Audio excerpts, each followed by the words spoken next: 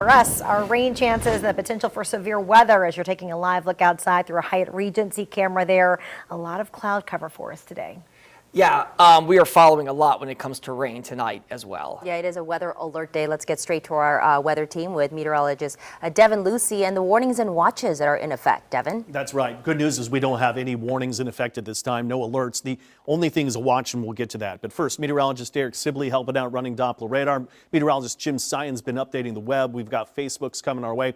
Let's start where we've got the storms in and around the metro here first here, Derek. And we've seen some wet roads as we went to commercial before we came back. You see the wet roads that were in Metairie.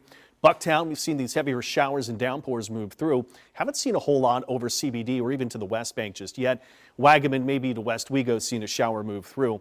So we'll widen out a little bit farther. Let's head up to where we have seen some of the stronger storms. This has been northeast of the area, more into Mississippi today. But you see these scattered variety showers that are there around Slidell to Picayune, and then even stronger storms across the border. This is where most of the main activity has been so far. This is a confirmed tornado, unfortunately, that is going to be into Mississippi, but well away out of our official viewing area. We're going to be concentrated on keeping an eye on Kentwood area to Amite, and even Roseland. This will be some areas where we've got the first opportunity, more storms developing. Quickly to the south shore here, Derek, and we'll also show that we've got some heavier downpours, but more popcorn variety showers to the bayou parishes, even along the coast. So they're really dotted in nature, and these don't signal that these are a worry for me. These are not severe at this time. It will be into the next several hours and towards this evening that the environment might change a little bit, and that's going to be the main threat for the potential of stronger and more severe storms. We're under a tornado watch that's in effect until 8 o'clock. Some areas that are northeast of here into Mississippi to Alabama, they're under that tornado watch that goes until 10 o'clock. So there's the potential that a line of storms I'm going to show you in a second may extend our tornado watch to a little bit longer time period. We've already hit a record high today at 83, beating the old record of 81. Real-time temperatures still around 80, high dew points, strong winds that are there too. And we've had gusts near 40 miles per hour, so a wind advisory up until 6. But as we look at Doppler radar right now, the short-term forecast lines up pretty well. In the next several hours, this is why I said that the atmosphere could change a little bit, give us a higher risk for stronger, potentially severe storms, individual in nature, and those are the worst for a tornado threat. But a line of storms forming by 8 to about 10 o'clock tonight, and as that comes through, that'll be the final end to the storms. So again, the timing of these storms will be all the way up until about 11 o'clock tonight. North Shore, now until 11. The tornado risk is elevated here.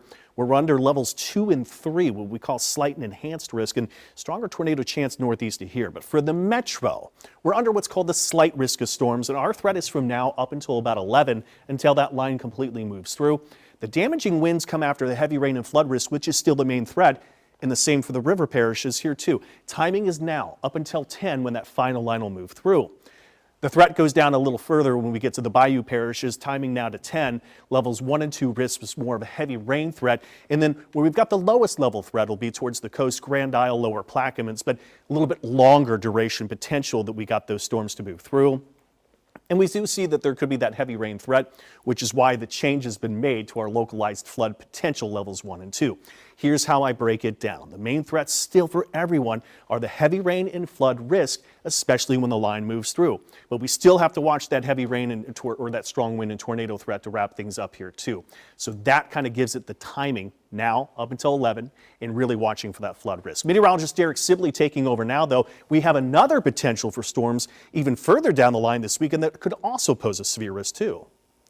Yeah, that's right, Devin. And at least before we get to that, too, our weather should be clearing out for tomorrow because remember, out ahead of these thunderstorms is a cold front, and that's why behind that cold front, our temperatures will fall into the lower 60s, partly cloudy skies and overall much drier. In fact, look at the high temperatures tomorrow across the board, low to mid 60s here, as a matter of fact, for southeast Louisiana.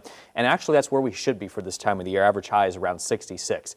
But getting back to what Devin was just talking about, we have another threat here of seeing severe weather. So what we'll do is we'll fast forward here into time, and I do want to take you into Saturday's threat because what we're watching is yet another cold front on the way. Out ahead of it, showers and some pretty strong thunderstorms, and that is why we're looking at another risk here of seeing severe weather here for southeast Louisiana, and you can see that threat here mainly is a 15% risk here for us. But meanwhile, getting to your 7-day forecast, Devin, we're looking at those alert days going into effect here once again as we head into Saturday. Yeah, and so really good breakdown of watching that next threat, that it's mainly going to be a late night and overnight event here Saturday. So before then, the temperature's cooling down, and then our next alert day coming for that storm potential coming in that night. Hey, Randy?